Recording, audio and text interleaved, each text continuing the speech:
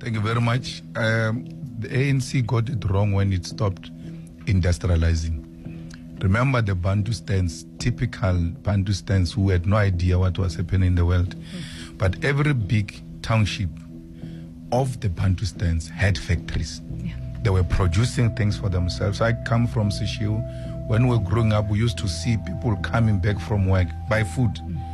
Because in the morning we won't see them, we're still sleeping. But in the afternoon, then it later made sense. They are working in the factories. They are producing clothes locally. Today, we don't produce anything. We don't produce toothpick. We don't produce the sticks of matches. And we expect to grow our economy.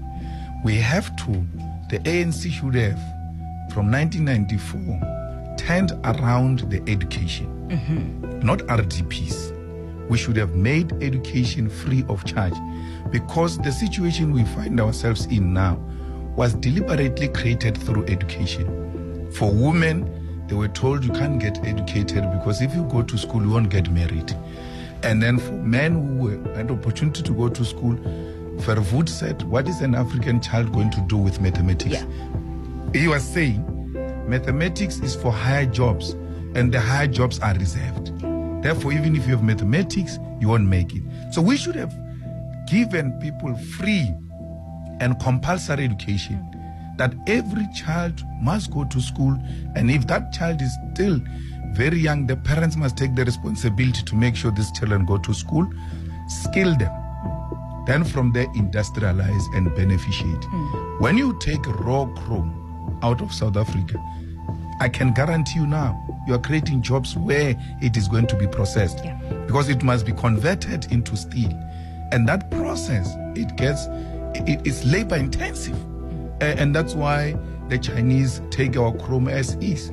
So we take our raw material. If you take out a diamond, it has to be polished, it has to be cut, and it has to be processed into a finished goods, which we can do ourselves if we own our own minerals. You're proposing 50% of the minerals to be beneficiated here in the country. Absolutely. By when? How soon do you think? Well, in less than 5 years. In Niger, they just made a decision. France, you are going to buy our product with a market price. It's no longer going to be discounted, and it's going to happen now. So you don't need anything. You need a political will, a determination. But the problem is that you've got a group of old men and women who are compromised from CODESA. We don't know what the Oppenheimer family discussed with them when they went into exile. They said to them, we are going to end apartheid. You are going to come back and rule South Africa, and it is going to be business as usual. Meaning you don't tamper with business. You can do those things of yours of politics. Where we are working, you won't do that. They agreed to it. We just know the issues that are above. We don't have the minute detail of what really transpired, because why would a person be scared to remove a statue of Kruger? You really don't know? You were in the ANC, you really don't? We raised it there. You see, the good thing with me is that you can never put it to me that you're saying it now. You can go back to my videos, and I like these social media guys. They go and bring back the archives. Old videos. Yeah. I raised everything I'm talking about now. I raised it in the ANC.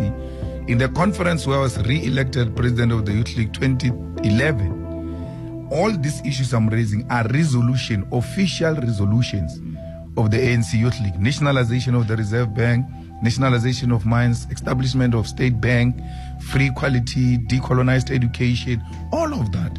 I raised it in the ANC. You go to FNB and listen to me speaking, Zuma sitting at the back and everybody else at Johannesburg Stadium with President Mandela being there, me speaking. I raised all of these issues. I was not leading a political party. I was not asking for votes. I was just raising these matters as matters of principle. So the point I'm making is, if you have not been compromised, why would you be scared? Leave the economy and everything. A statue of a murderer. Every town in the whole of South Africa, small or big, has got a statue honoring apartheid generals. And Mugabe said, you can't tell me about South Africans are even scared to hit a statue of a white person. That's how much we are so compromised. So we need a new generation, which is not part of those commitments. We don't owe Kodesa anything. Mm-hmm. We don't know what these guys discussed.